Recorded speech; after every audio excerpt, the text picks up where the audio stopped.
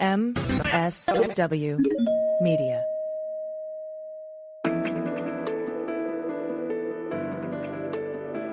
Spy Talk, a podcast at the intersection of intelligence, foreign policy, national security, and military operations. Hi there, I'm Jeff Stein. I'm Michael Isikoff. And I'm Karen Greenberg. And this is a special holiday edition of the Spy Talk podcast.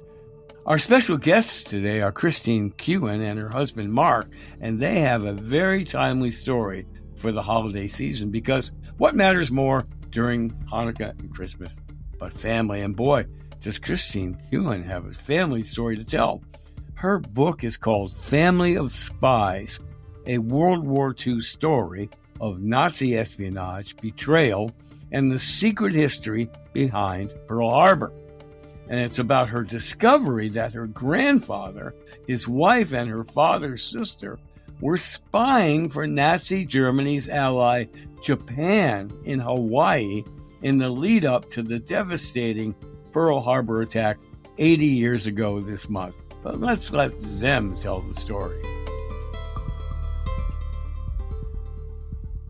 Christine and Mark, welcome to Spy Talk. You have written an extraordinary, gripping, even startling story. My first curiosity is, you could have just buried it like anybody else might have done, but you were propelled to investigate it and then write a book about it. How come? Why didn't you just let that sleeping dog lie? Well, Jeff, I let it lie for about 30 years, right? I found out in 94 when I got a letter from a screenwriter, and it was really a difficult process to kind of come to terms with my family's past. And I would learn a little bit, and then I put it away, and couldn't really handle what I was facing and what I was finding out about my family.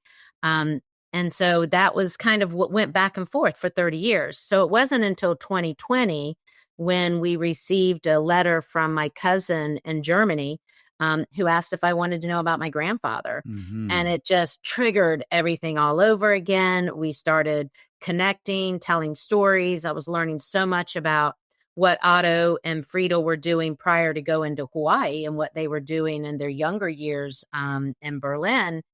And then I still really wasn't going to write a book. And then I got connected with a historian, Stephen Harding, and he reached out because he was researching the family and wanted to do a book as well. And I thought about it, and I looked at Mark and I said, hey, if anyone's going to tell my story, it's going to be me. I want to be the narrative of my family's story. So we have decided to write the book. I let Stephen know, and he sent me everything he had already found. Much of it I had already had, but he did send me a lot of information and was really pleased and said, you should be the one to tell the story. So it worked out really well. And Mark, you were very much a collaborator in the book, a husband and wife team. It was extraordinary on its own. It's amazing to me, having been an author myself. It's amazing to me you're still married. I'm right. It depended on the day, but no, you're right. She's got some strengths, and I've got some strengths as far as research and writing, and she's got different strengths with her writing style, et cetera. So it really did. It worked out as a good collaboration. It sure did work out. I mean, your book is getting high praise everywhere, over the top praise. What was it in that letter from Germany that really moved you off the dime, so to speak? So I think what it was the letter was from my dad's first cousin, Lisa. So she was the daughter of Otto's brother, Bernard. And so she just basically said, I'm 86 years old. I would love to tell you about your grandfather if you're open to learning about it. And it was the first person that had really come to me and said, hey, I want to give you some information. I have information to share, because trying to get information out of my Aunt Ruth was just non-existent. She was so compartmentalized. It took a while to get my dad. I mean, I was able to talk with him about his childhood and pull some of his, but this is the first time anyone had reached out to me and said, let me tell you something, instead of me trying to be the one that's always digging through the files and trying to discover the truth. What do you think was her motivation? I mean, she wasn't a Nazi sympathizer, was she? No, I think she was 86 at the time. And I think she thought, I might not be here a whole lot longer. And, we need to pass down family stories, whether they're just family stories or whether they have a historical significance. And Some I think she significance. felt like our story did, and she wanted to make sure that she passed that down to me. So you've got three major characters in this book. Otto, your grandfather, who was a spy for the Nazis at Pearl Harbor. Leopold, your uncle, who was a full-fledged Nazi SS official, full-blown, and the one who's, to me, was the most mind-blowing was Ruth, who was your Aunt Ruth, who had dated, if that is the word, had an affair with Joseph Goebbels. Of all people. Even though, and this was one of the many mind-blowing revelations in the book, she was actually Jewish herself, because your grandmother had been married to a Jewish architect before she married your father. So just let's take them one by one, starting with your grandfather, Otto. Just tell us how he came to be a Nazi spy in Pearl Harbor. Walk us through his path. You bring up the three main characters. Ruth is sort of the conduit through all of it, because Chrissy actually had contact with Ruth. She was the one that really kind of sparked the interest in how this big mystery nobody wanted to talk about in the family kind of laid out. So when we started researching her grandfather, Otto, it was, when we were getting info on him, it was a march to the truth. We knew that he was the only person ever tried and convicted for the bombing of Pearl Harbor. So that's astounding enough. And then the more that we uncovered about him, it's like, oh, he's high up in the Nazi party. Oh, he actually interviewed for a role of head of the Gestapo. So all this crazy stuff. So he became a spy really because he joined the Navy in World War I. His ship was sank by the Brits. He was a POW for a couple of years. So he had a bent. He was kind of angry when he got out. The family had money. He kind of blew it with some spotty investments. And then about 1928, he joined the Navy Secret Police. He did that for a couple of years while he was running his own business, a coffee importing business. And then 1930, which is, you can jump in here, but 1930, the Nazis were just some floundering party up until 1929, 1930, as you guys well know.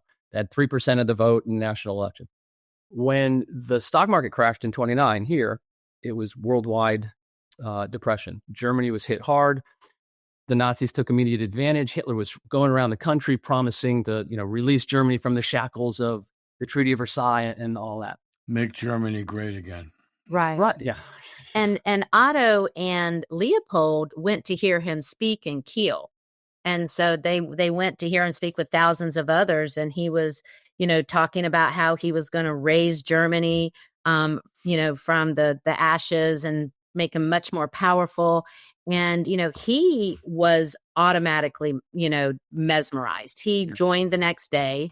Leopold joined, and he started with the Nazi Party as a brown shirt. A brown shirt. Yeah, I always forget the brown shirt. And that was before he went to work for Goebbels, right? So that was a big part of his. I'm sorry? He was a stormtrooper. He was a stormtrooper, exactly. And then Friedel joined as part of the NSF, and Ruth even joined in as the League of German Girls before she was old enough, right? She was a part of the Nazi youth. And so they kind of got swept up in the whole Nazi movement, and they believed in his promises. And the family was really part of the Goebbels faction of the Nazi Party, because the Nazi Party was very splintered. And back then there were different competing areas. And so he was he was part of the Goebbels group. So get us to Otto going to Hawaii. So that happened in 1935. Ruth had been having an affair with Goebbels, but the Nuremberg laws were getting ready to go into effect. And that actually made it illegal for Germans to have relationships with anyone from Jewish descent. And so Goebbels tapped Otto on the shoulder because he knew the Japanese were looking for Caucasians to go to Hawaii as basically sleeper spies. And so Otto went and he took the whole family, including Ruth. So it got Ruth out of Germany and kind of eliminated the issue for Goebbels. So if I understand correctly, Goebbels wants to get them, the whole family, out of Germany. And so he comes up with this plan to have Otto be a spy, and presumably Ruth would go with us. But how did Goebbels know that Ruth, with whom he was having an affair, was Jewish? I don't think we really have the exact answer to that. The Germans were meticulous record keepers. So I don't know if someone tipped him off. I really don't have the answer to that because I haven't been able to uncover how he found out. But that when I was talking with my cousin Lisa and she was talking about, well, Ruth was Jewish. And I said, I do. And she said they just disappeared one day. One day they were here and the next day they were gone. Did Ruth know she was Jewish? She never answered that question. We never asked her directly if she knew she was Jewish, because anytime you talk to her about anything having to do with the family, the past, Pearl Harbor, growing up in Germany, she would just shut you out. I mean, she went weeks if Chrissy would bring it up without taking her calls. And she did it to my cousins and everything as well. The minute they mentioned anything, she would get off the phone and you wouldn't hear from her. Because obvious question is, her father was Jewish and she's having an affair with the minister of propaganda for a Nazi regime whose primary message was anti-Semitism and the evil that the Jewish conspiracy is bringing upon Germany. Boil it down, yeah. Can you tell us a little bit about, or a lot, however you like, about what actually Otto did in the United States, what exactly his espionage was, and then I have some follow-up questions. But just what did he do, with the signals, et cetera, et cetera? So he was tried and convicted because he set up a series of, or a set of signals to flash to the Japanese submarines or ships that were off the windward, the eastern side of the island.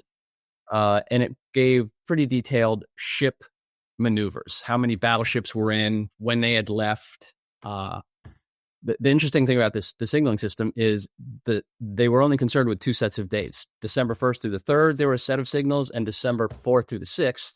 So, you can put two and two together and realize something's happening on the 7th.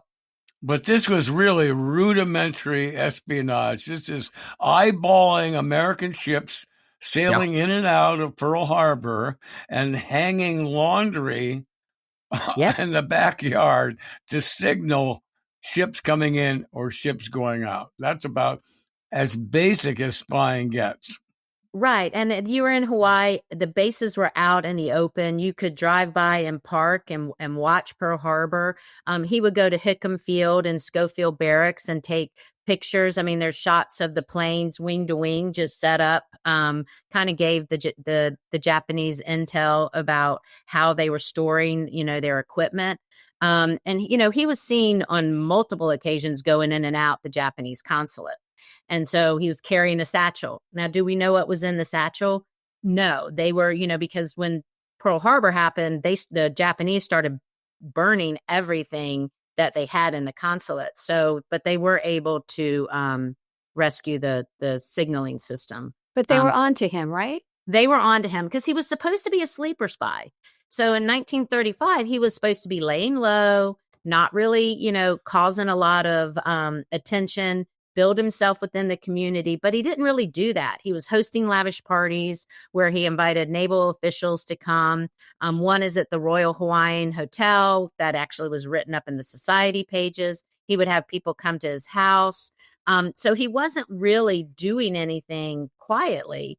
Part of the problem was that, until 1939, they didn't have a full-time FBI office. So gathering intelligence was spotty and inconsistent. But in 1939, J. Edgar Hoover sent a memo saying, we need to dive into this family, this German family who is living lavishly. They have no visible means of income. And that's when they opened up the FBI office. That's when Robert Shivers came and started leading. Another great character in your book, by the way. And the that's when they FBI started agent. really getting intel. Right.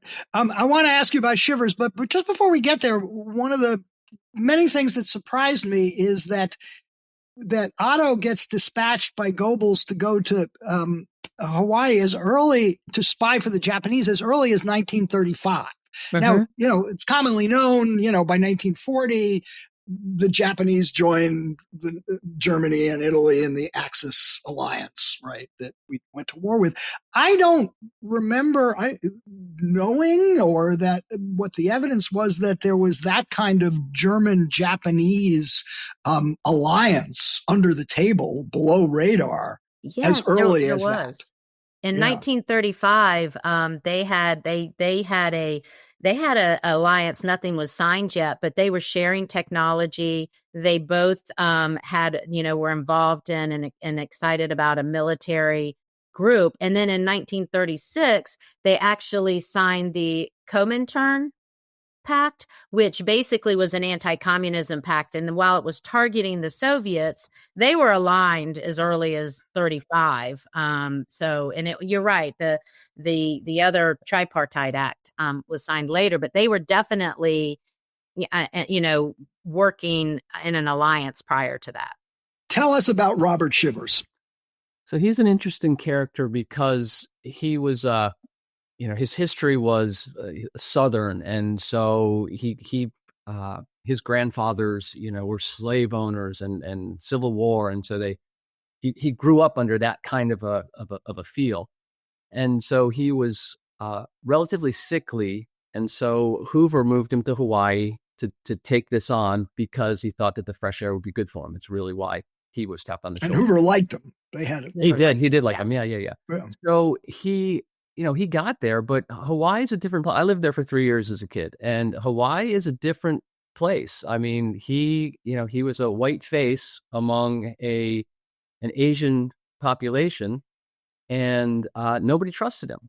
So he had to really work hard to get infiltrated into some of these groups. He actually brought on a college girl, Sue, who he kind of ended up having her as kind of his adopted daughter, although they didn't truly adopt her. But she helped navigate him through the kind of the comings and goings and making connections and how you would get contacts in that very tight knit community. So he did that. They had by the end of the investigation, they had 800 pages of documentation on the family, and that's really what we used for. And Otto was his chief target. Right. He was, that's who he was looking at from the get-go. Right. Yeah. I mean, there were others, but yeah, he was sent over there because Hoover had this memo and he said, we got to check these guys out. There's other stuff going on, but you got to focus on these guys to start. And you got access to these FBI files, which are incredibly detailed, and they go on for years. And I kept thinking as I was reading, why didn't Shivers move more quickly and arrest Otto? Because they didn't have anything set in stone, right? I mean, they were walking around, they were taking pictures, but they couldn't prove anything. They were going back and forth to Japan and staying for weeks at a time. Even the whole family would go, but they couldn't. It was not illegal to do that. I mean, one time, a crazy story, Friedel was coming back. Friedel is your Friedel is my grandmother, and she was coming back from Japan. And the FBI saw she was on the manifest, so they went to the docks, and they were checking her luggage. They wanted to see if she was bringing anything back, and they couldn't find anything. Now, she did have several $1,000s taped to her body underneath her clothes, which is odd behavior, but it's not illegal. So they had to let her go. So afterwards, when, the day afterwards, Pearl Harbor, what did Shivers say? Did he say, I should have known, there's more we should have done? Or, what was the reaction? Did this come up in the FBI files or any sense of it? They were pretty, they were pretty excited about the job they did. The FBI felt like, hey, we got our guy. We should have known ahead of time. But we didn't know exactly who. Nobody expected it to be that incredible of an attack and that successful because it was Hawaii was thought to be like a Gibraltar. There were newspaper articles for years that said, no, an attack on Oahu would just be stupid. So at the end of it, what's the best example I can give you? So during the bombing, the FBI stormed the Japanese consulate, right? So they found them burning a whole bunch of papers and sensitive documents, etc. And one of those papers that was being burned was the signaling system that her grandfather had created. So they saved that, and then they got it decoded, later on. But no, I think Shivers, if all the documents that we read and interviews with him afterwards, they thought they did a pretty good job.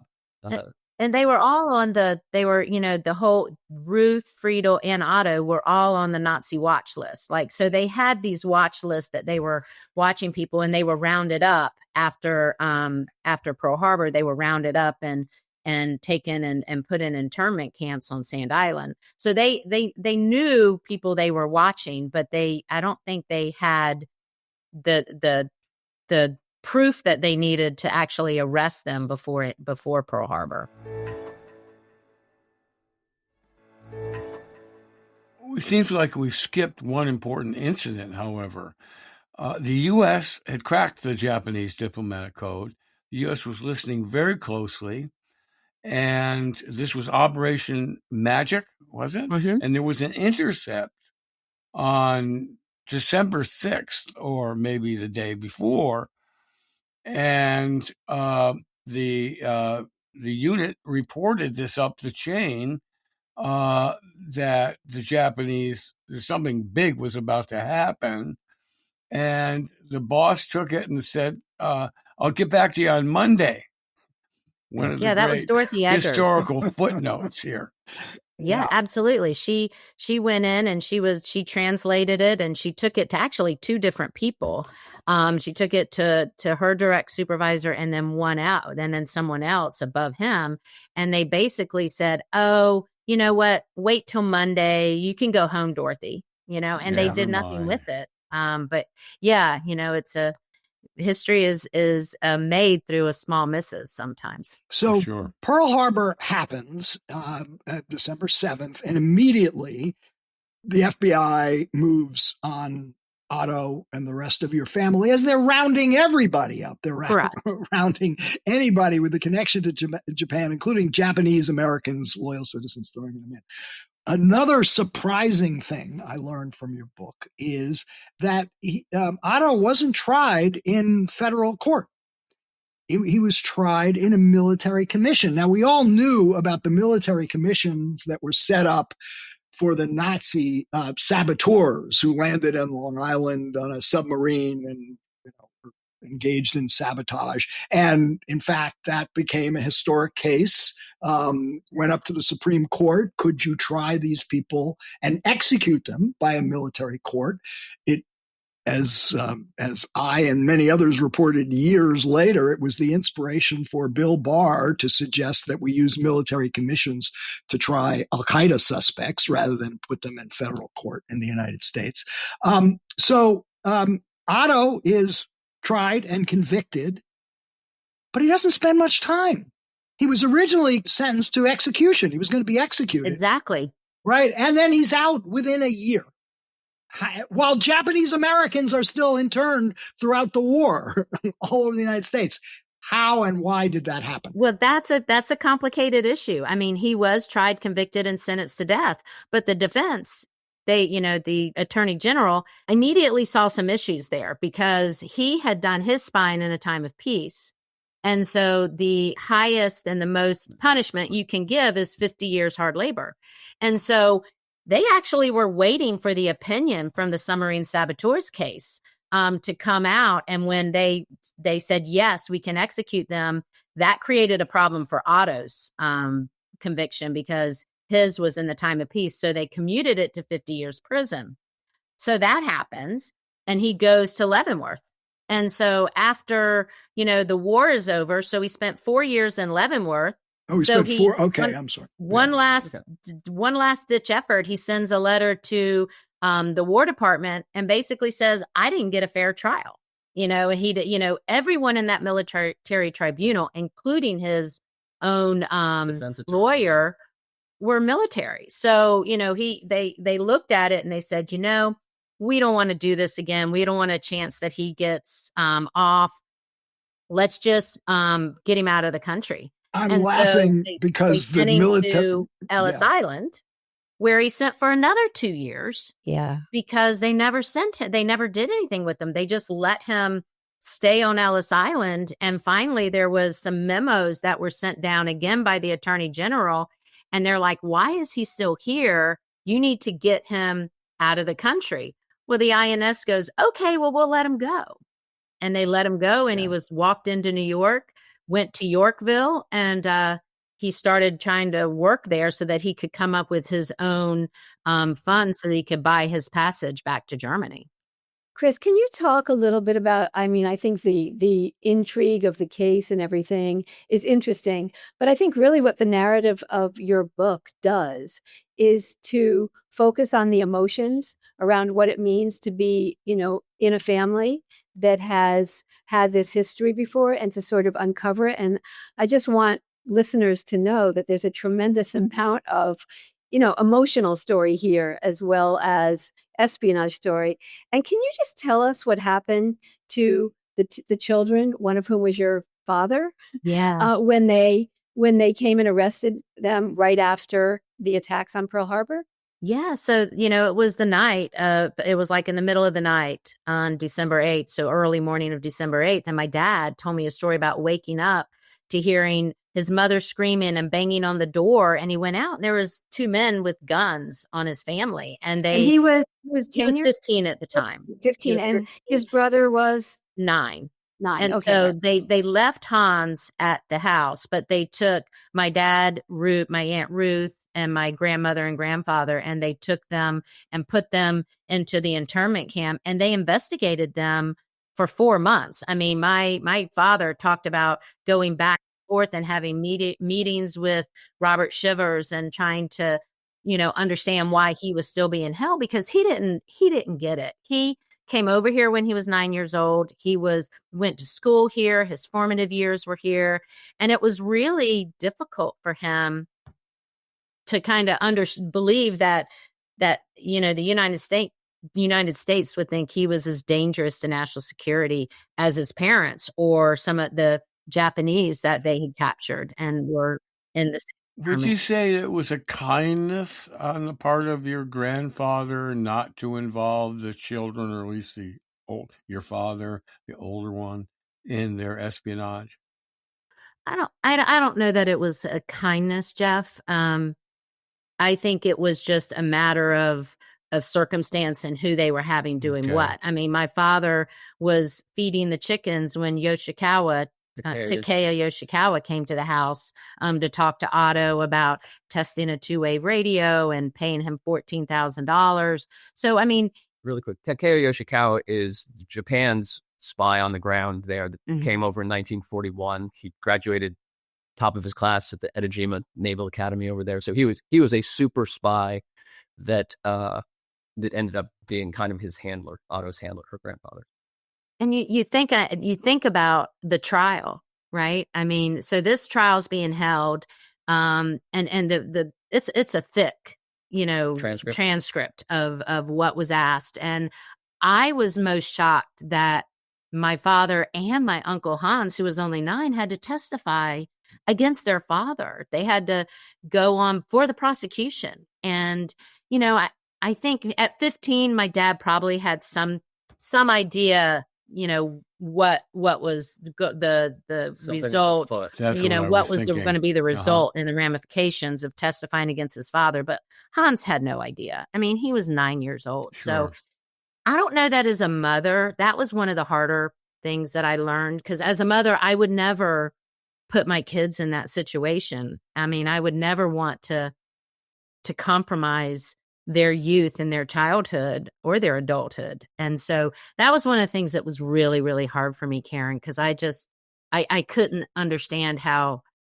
maybe my grandfather or my grandmother, how could either one of them have put them in that situation? And yet there's such an attempt by the family to get your father, and maybe you should talk about this, not me, but to get your father to re-acknowledge them, come back to Germany, form some kind of relationship, however tenuous, with them. Do you want to tell us how that played out or didn't play out, as the case may Yeah, be? yeah. So the Hans, Ruth, and Friedel were returned to Germany in the last prisoner exchange of the war, and Friedel had been sending letters to my dad. He was staying in a foster home. He was going to high school.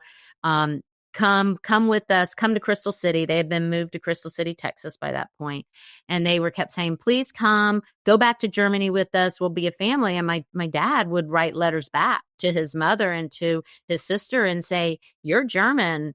I'm not. I'm not going back." And so he never saw his mother again. He walked away from the family when he was only 16, graduated high school, denounced his citizenship, and actually fought in Okinawa. Right. He enlisted early on. Yeah, he did. Was that a reaction to the case? I think so. I think he was trying to show his allegiance to America and to the country. I mean, everyone was joining. When you were 18, that's what you did. You joined the military. So he joined the army because I think he loved America. He didn't like what the Nazis were doing, and he was just he wanted to be an American. And so you fast forward now, and the war's over. My dad's in college. And my grandfather now has been released into New York City. And he actually calls my dad and says he wants to see him. And, I was kind of shocked my dad went, but I think my dad wanted to go because he wanted to ask his father if he had really done it, right? Did you really do this? And then I think Otto was going to try and talk him into coming back to Germany so that the family could be together again. And my father told me about this meeting, and it always really was hard and difficult for him because he could never get a straight answer.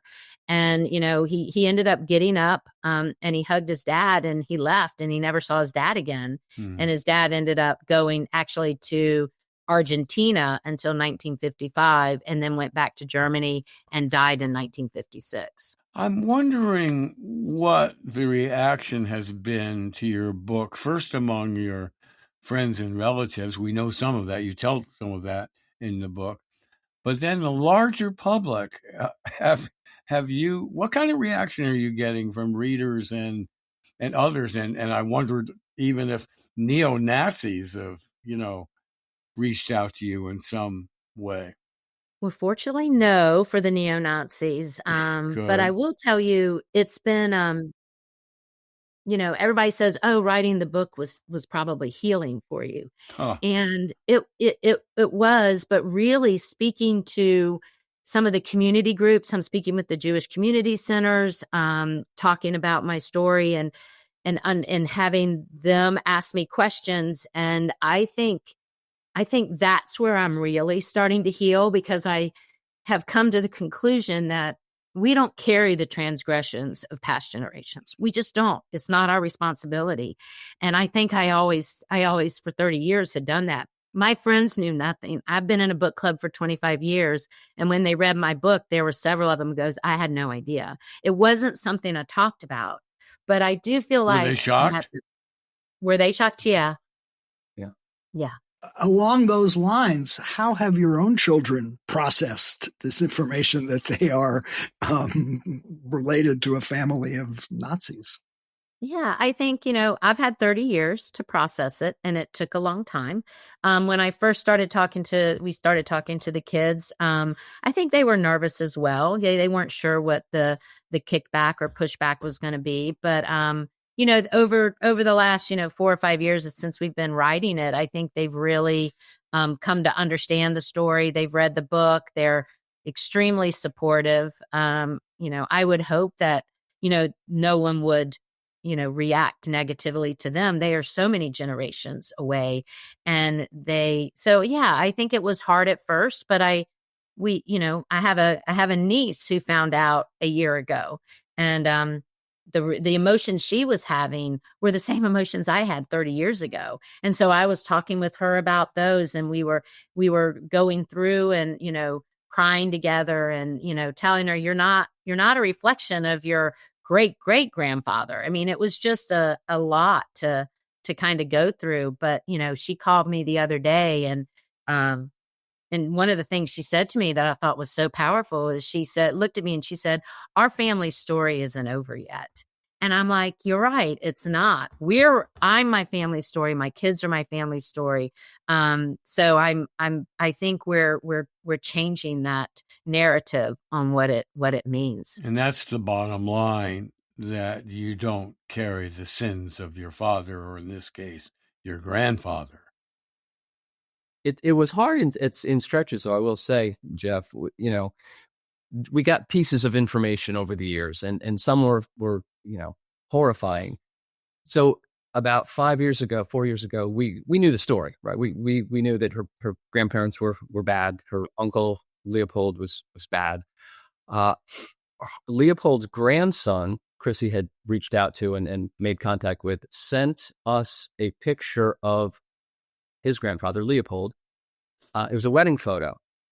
And so it came across the computer screen, and we opened it up, and Chrissy froze because it was a picture of this beautiful woman in a white gown, beautiful bride, and Leopold on his wedding day, and he's dressed in full Nazi regalia. He's got the swastika on his arm. He's got the dagger hanging from his belt. It was horrifying. And really, at that point, Chrissy was like, this is too much. I don't want to do this anymore. So, there were pieces of this story that were almost too hard to take. This kind of story has been alive for decades in Germany itself, of course, with tens of thousands, if not hundreds of thousands, of German families having to deal exactly with this question of the Nazi in the closet. And the shock and dismay of younger people to find out their grandfathers or their great-grandfathers were ardent Nazis. It's even coming up in a way in the current German debate over rearming. They still carry that history, that odious history, and the idea of Germany acquiring, say, nuclear weapons scares the bejesus out of a lot of people. So anyway, it's really an important book with important themes in it, on top of being a riveting spy story. So thanks for coming on the show and spending time talking with us about it. Well, thank you. I think it's an important story as well. I think it's a piece of history that's untold, and it belongs to be part of the narrative. And I've talked with a lot of people that have read the book, and they're not big history buffs. They're not going and reading At Dawn We Slept from start to finish, but they've told me that this book takes history and puts it into a format that they can actually learn from, and it actually empowers them, or makes them want to go and research a little bit more. And so that's really, I think that's what's really unique about Family of Spies, is that it does take this piece of history and put it into a narrative that people can read, because it's like telling a story. It's like handing down from generation to generation. And who was it? The history is not over. It's not even past. I think that was Faulkner. William Faulkner. William Faulkner. Yes. Anyway, thanks you guys, Christine and Mark, for coming on the show. We really appreciate it. Thanks for having us. We wish you a very merry and serene Christmas.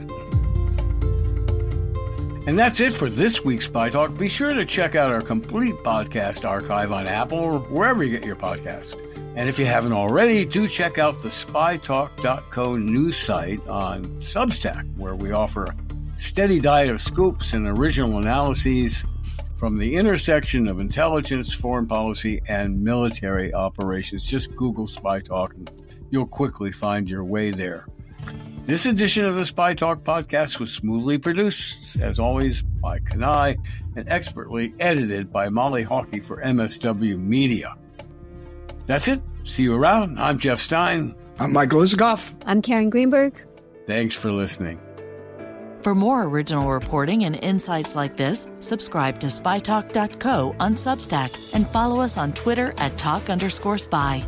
If you enjoyed our podcast, subscribe and leave a review on Apple Podcasts, Spotify, or wherever you get your podcasts.